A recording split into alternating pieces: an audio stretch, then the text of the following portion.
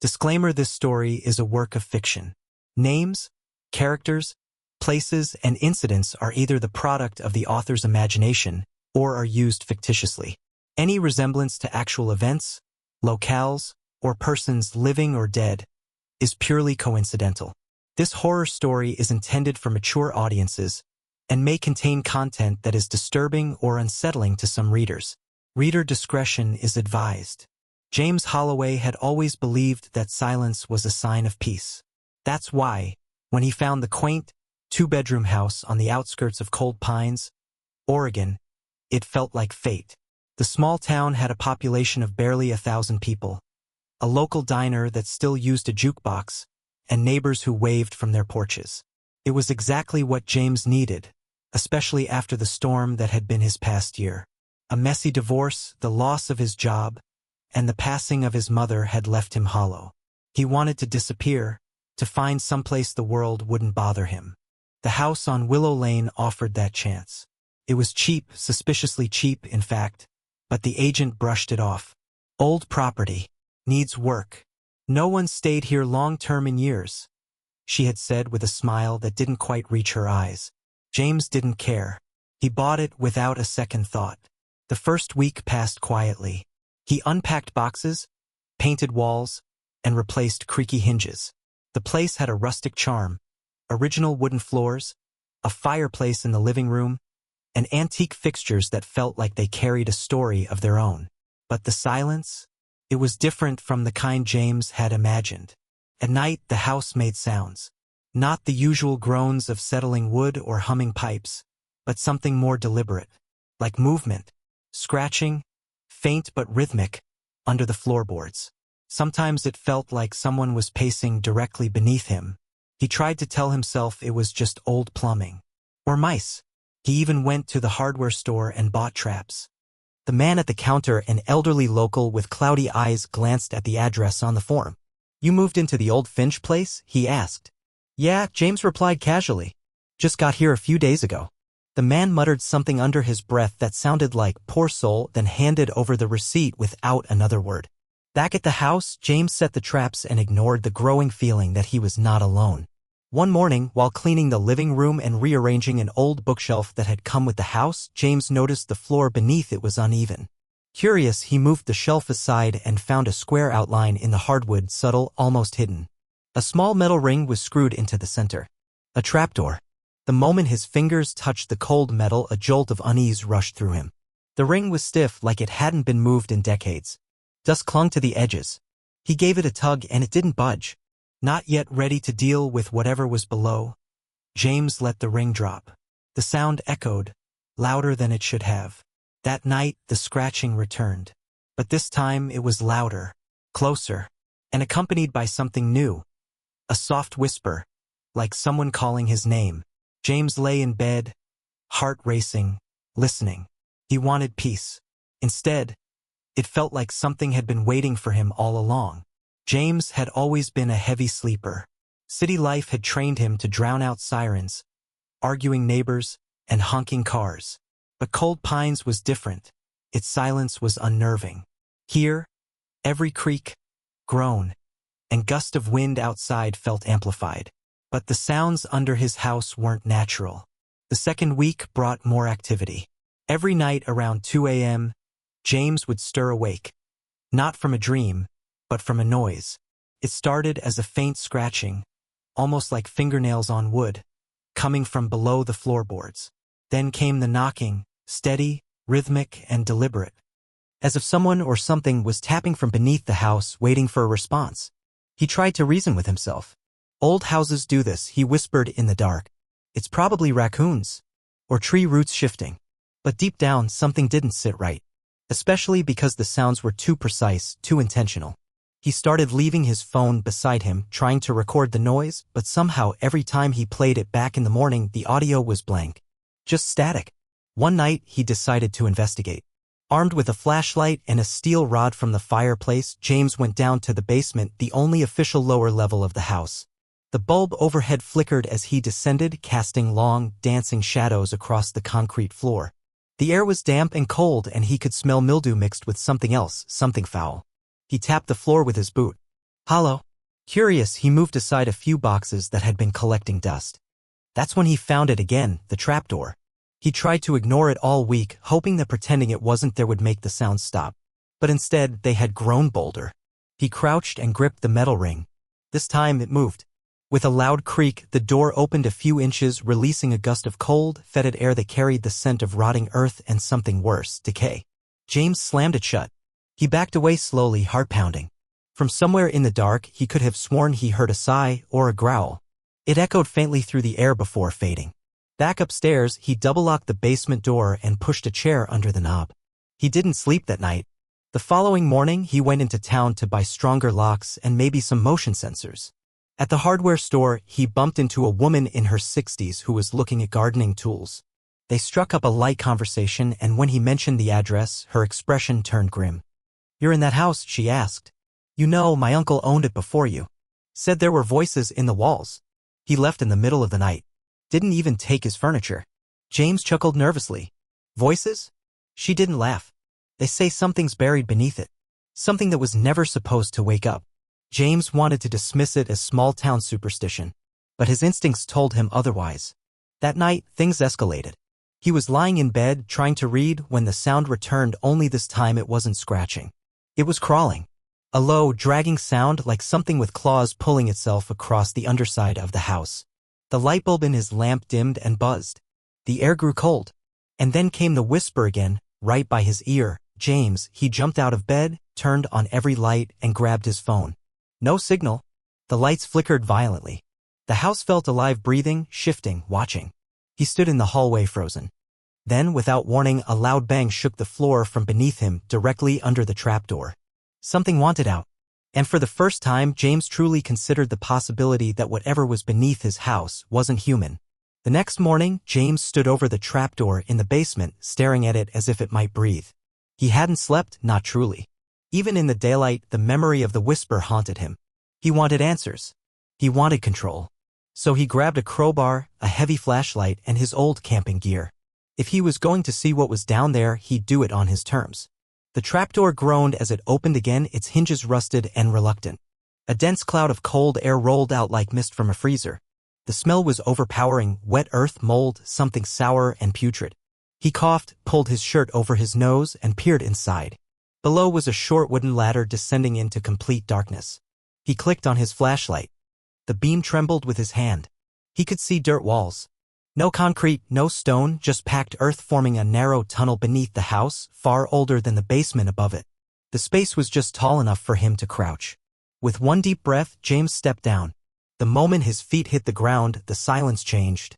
It was heavier, pressing on his ears like the deep ocean.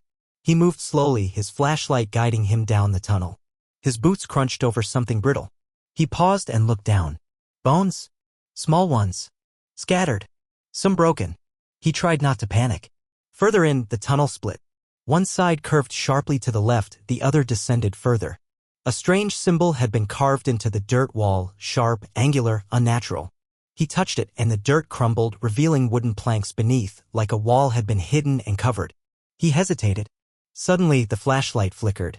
From behind, a soft shuffling noise echoed through the tunnel. James spun around.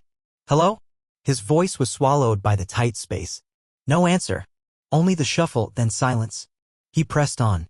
At the tunnel's end, he found a small chamber, barely big enough to stand in. In the center was an old wooden chair, bolted to the ground, facing a wall covered in long-dried red markings. James wasn't sure if it was paint or something worse. Around the chair were scattered relics, an old doll with a cracked face, a broken pocket watch, a rusted animal trap. And then something new, a journal, tucked beneath the chair's leg. He opened it. The handwriting was frantic, uneven, ink smeared in places. The entries told the story of a man named Elias Finch, a previous owner. He spoke of the hunger under the house, a presence that whispered to him in the night, promised him knowledge, demanded sacrifices. Elias wrote that he tried to seal it, to bury it forever, but the blood woke it again. James's breath caught in his throat. This wasn't just superstition. Someone had lived this terror before. Suddenly, the tunnel behind him echoed with a low hiss. Then a whisper. James, he snapped his flashlight toward the sound, but the beam went dead. Total darkness. He spun, heart racing. The journal slipped from his hands. The hissing came again, closer this time, wet, slithering, too real. James scrambled backward, crashing into the wooden chair. His hand found the ladder, and he pulled himself up, crawling out of the trapdoor like a man escaping a coffin. He slammed the door shut, breathing heavily, and pushed a heavy box over it. Above, the house had gone silent again. No more scratching. No whispers. But that didn't bring relief. It brought dread. Because whatever was down there now knew he had found it. And it was waiting. James didn't leave the house the next morning. He sat at the kitchen table, staring at the journal he'd retrieved from the tunnel. The pages were brittle, yellowed with age, but the ink was still legible, written in a frantic, fearful hand. I heard it first on the third night. A whisper like breath through the wood. Then the dreams began. It wants out. I tried to starve it. But it waits. It watches. And it never forgets. Elias Finch hadn't been crazy. He had lived through the same sounds, the same fear. And unlike James, he had tried to stop it. James needed answers. He took the journal with him into town. Cold Pines wasn't exactly a tech hub, but it had a small library and a historical society tucked away near City Hall. The building smelled of dust and old paper. A bell over the door rang softly as he entered. Behind the front desk sat a woman in her early 60s, thick glasses perched on her nose. Her name tag read, Margaret Holloway, no relation. James approached the counter and placed the journal down. Do you know anything about the Finch family? Her eyes narrowed. That's a name I haven't heard in a long time. I think the last owner of my house was Elias Finch. This journal, he slid it toward her, says something was buried under the house. She opened it, skimmed a few pages, then closed it with trembling hands. You shouldn't have gone down there, she said quietly. James blinked. You know what this is? She looked up at him, her voice low and firm. That property used to be on the edge of a reservation before the town expanded. The locals used to say there was something wrong with that land. Something buried deep that fed on grief and blood. James's mouth felt dry. What do you mean fed? It's not alive, she said, choosing her words carefully. At least, not in the way we understand. It's like a wound in the earth. Something that should have stayed sealed. The Finches tried to contain it. But that house, it pulls people in. People in pain. People who won't be missed. He shivered. So what do I do? Leave, she said, without hesitation. Burn the journal. Seal the trapdoor. Get out and don't look back. James stood there, gripping the book. A part of him wanted to take her advice. But another part, the same part that had driven him to move here in the first place, felt stubborn. Angry. No, he said. I want to know what it is. I want to stop it. Margaret's face turned pale. People who try to fight it never win. James turned to leave. She called out, Mr. Holloway. He stopped. She hesitated, then added, If you won't run, at least don't feed it. That's what it wants. It can't live without blood. James drove home in silence. Her words echoed in his mind. Don't feed it. But what did that even mean? Back at the house, he found something waiting for him. Claw marks on the inside of the basement door. Deep gouges in the wood, as though something had tried to claw its way out. He checked the trapdoor. Still sealed. Still blocked. He was halfway back up the stairs when he noticed something on the wall, a handprint. Small. Red. Almost like a child's. He hadn't heard anything. He hadn't seen anything. But something had been here. That night, James sat in bed with a baseball bat by his side. Every light in the house was on. He barely blinked. At 2:14 a.m., the scratching returned. Louder now? Angrier. Then, a voice, not a whisper this time, but clear. James, he grabbed the journal and held it like a weapon. What do you want? Silence. Then came a low moan from beneath the floor, followed by a word written across the inside of his bedroom window, open. James stood frozen, heart thundering in his chest. He was no longer just a visitor. He was being summoned. The word on the window haunted James long after it faded.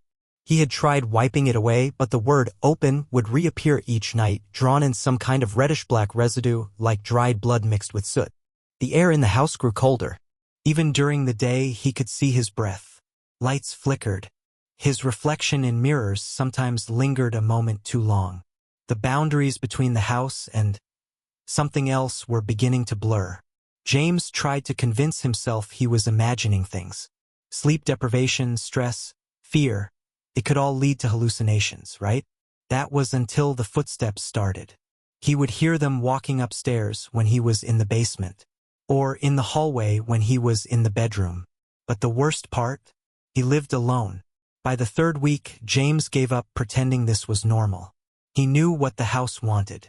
The trapdoor, whatever was under it, had awakened. It was calling to him, testing him, wearing him down. So he made a decision. One last descent.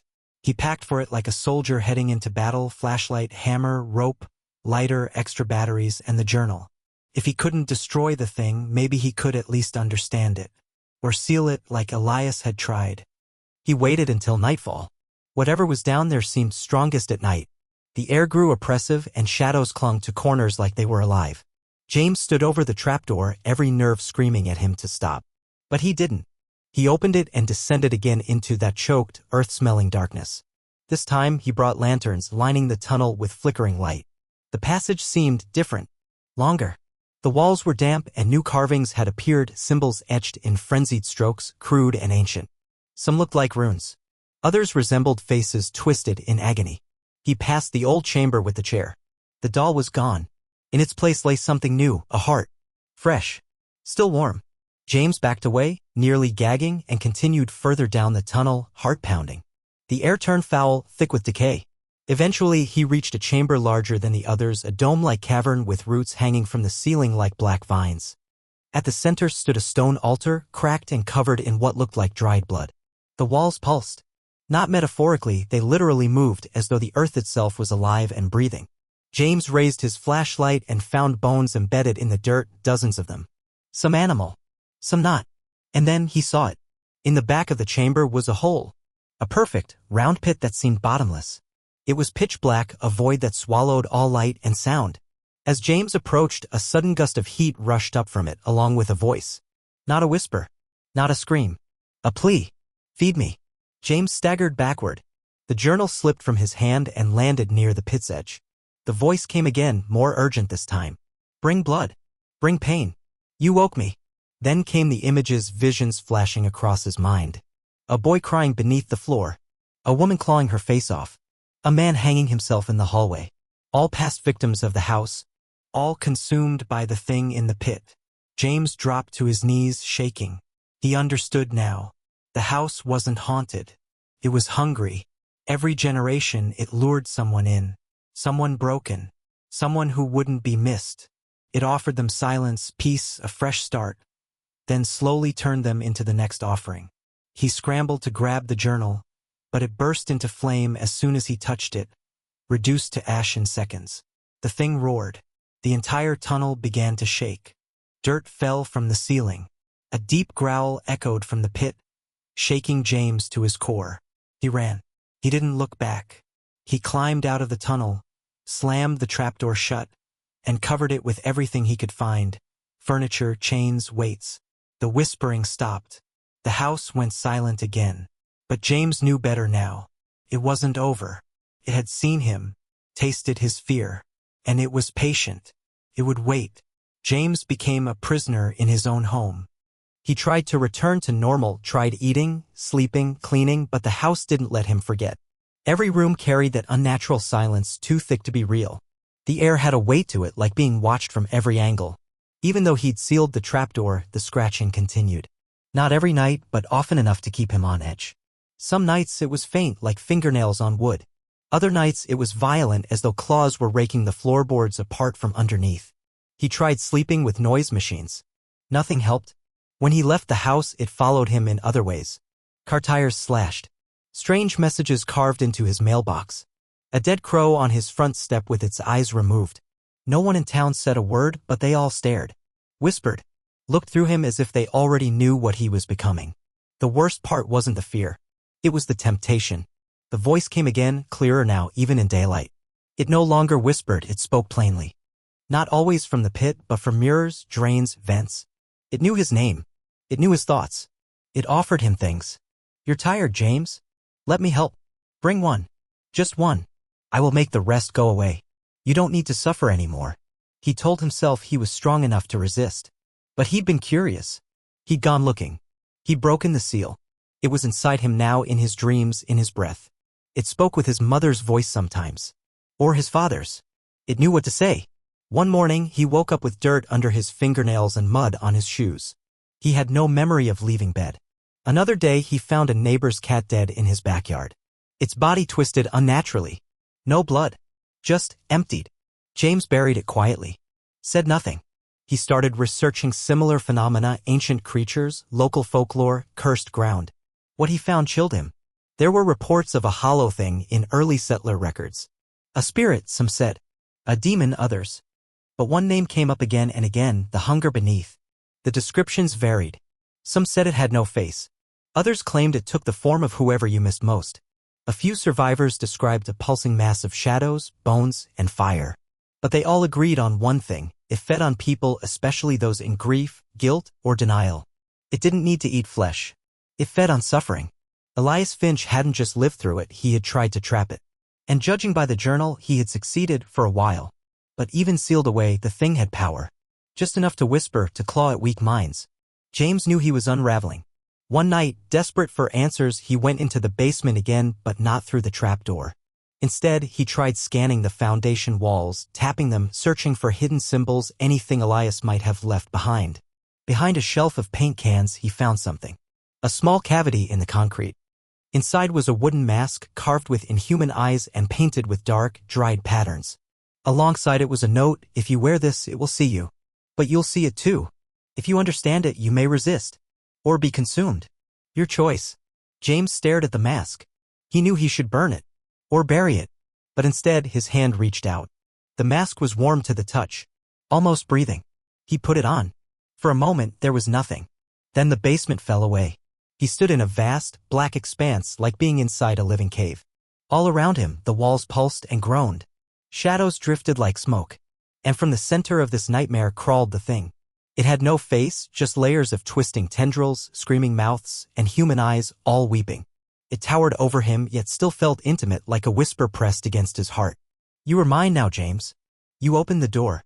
James screamed. And woke up. Back in the basement. Mask still in his hand. The trapdoor was rattling behind him. Something new he had looked. And it was getting closer. James couldn't deny it anymore, he was being changed. He didn't sleep. He barely ate. His reflection no longer moved in sync with him. The marks on his skin, scratches, bruises, strange bruised circles kept reappearing every morning. Worst of all, his mind wasn't quiet anymore. The voice that once whispered occasionally now spoke constantly. Calm, conversational, convincing. You don't have to be afraid. Just come back down. Bring it one. Just one. You were never loved out there. But I will keep you. I will make you whole. He had stopped answering calls. Stopped leaving the house. He boarded the windows, locked the doors, and still the house creaked and shifted around him like it was alive, breathing, pulsing. On the 6th night after wearing the mask, he found the trapdoor wide open. He hadn't touched it. The lights throughout the house failed one by one. Room by room, the darkness claimed everything. Even candles refused to stay lit. He knew it was time. Whatever this thing was, it was no longer content waiting below. It wanted him. All of him. And if he didn't stop it now, it would eventually reach beyond his house. Into town. Into other people's lives. He strapped the mask to his face, took a flashlight, and descended for the last time. The tunnel was different. Longer. Alive. The dirt walls rippled like muscle, and every breath felt like inhaling ash. His flashlight flickered constantly, barely piercing the thick blackness around him. He passed the empty chair. The blood-soaked altar. And then the pit. But now it had grown. It no longer looked like a hole. It looked like a mouth, wide and cracked, with teeth made of broken bones and stone. From deep within it, a warm, foul wind blew upward, carrying the sound of thousands of voices crying out in unison. You were always meant to return. James stood at the edge, arms shaking, mask on his face. And for the first time, he saw it clearly. The entity wasn't a creature, it was a conscious wound in reality. A rupture in the world that couldn't close. A rift in the soil that devoured grief, pain, and memory. It wasn't hunting the living, it was feeding on what they carried. His grief over his parents. His guilt over the choices he never forgave himself for. His loneliness. His rage. That's why it chose him. It had always chosen people like him. But now with the mask he could feel its center. A kind of pulsing core far below the house. Something ancient. Something he might be able to reach and destroy. He tied the rope around his waist, anchored it to an old support beam, and lowered himself into the pit. For minutes, there was nothing but falling dirt and whispering winds. Then his feet touched flesh. It wasn't dirt at the bottom. It was tissue. Veins. Muscle. The thing was alive, and he was inside it. He moved forward, every step echoing wetly. The walls closed around him. The air was hot and thick, the stench unbearable. Still, he pressed forward deeper until he found the core. It looked like a beating heart, 10 feet wide and glowing faintly. All around it were faces, dozens of them embedded in the walls. Men, women, children, eyes open, staring at him. Mouth slowly mouthing, "Help." James raised his lighter. The voice screamed, "No, you are mine. You belong." Every inch of his body screamed to obey, to drop the lighter, to kneel, to offer himself. But something inside him fought back. His humanity, his pain, his freedom. He struck the lighter. The flame caught immediately. Everything ignited. The heart, the walls, the faces all burst into flame. The pit shook. He turned to run. The rope snapped. Dirt rained down. The tunnel began to collapse. James scrambled upward through smoke and fire, clawing his way out. The tunnel roared in protest, but he didn't stop. Every limb burned. His lungs filled with ash. He kept going. At last, he reached the basement and collapsed beside the trapdoor as the final section of the tunnel caved in. The voice shrieked one last time, "I remember," and then silence. Real silence. The house stopped moving. The lights returned. The air cleared. James lay there, broken and gasping. But he had done it. He had burned the heart. Or so he believed. James woke in the hospital 2 days later. A neighbor had reported smoke rising from the property. Fire crews found him barely conscious in the basement, surrounded by collapsed stone and ash. He was burned, dehydrated, delirious, but alive. The doctors said it was a miracle. They never questioned the strange burns on his arms shaped like fingers. Or the fact that he kept waking up screaming in tongues no one could identify. Or that he asked repeatedly if the house was still breathing. They chalked it up to trauma. Once released, James returned to the house not to live but to seal it for good. He paid a local demolition crew to fill in the basement and pour fresh concrete over the entire lower level. The trapdoor was buried. The ground was flattened. The property was marked condemned in official county records. He moved into a small apartment across town. Tried to start over. Weeks passed. The nightmares dulled. The whispering stopped. Sometimes he even believed he'd won. Until the mold appeared. It started as a black spot in the corner of the ceiling. Then another behind the fridge. Then on the windowsill. Thick. Wet. Breathing. Then came the noises. Tapping under the floor. A heartbeat in the walls. Faint at first, but familiar. He opened the bathroom cabinet one morning to find the wooden mask sitting on the shelf perfectly clean. He had burned it.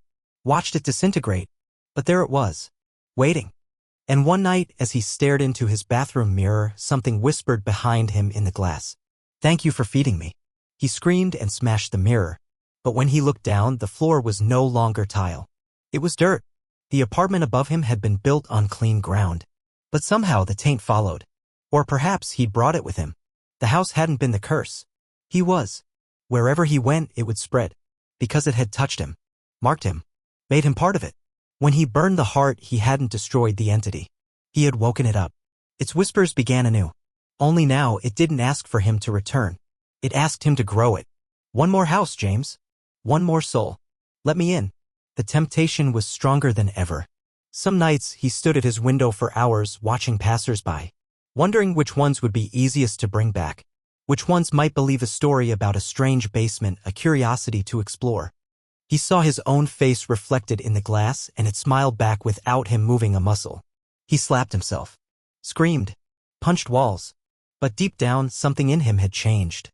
It wasn't just following him, it had become part of him. He wasn't just a survivor. He was a vessel now. The entity had learned to adapt, to evolve. It didn't need a hole in the ground anymore. It had found a new way up, a new shape, a new method. It had found a man with guilt, with loss, with no one to call or turn to. A perfect host. He kept fighting.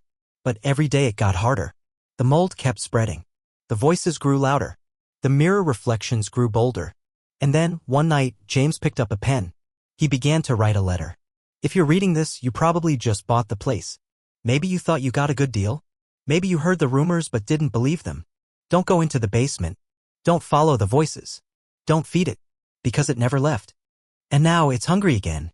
He folded the letter, placed it on a desk drawer, and walked into the darkness, calm, quiet, and with a slight smile curling on his lips. In the new place, the walls pulsed faintly. Somewhere, under the floor, something shifted. And waited. For you. 37.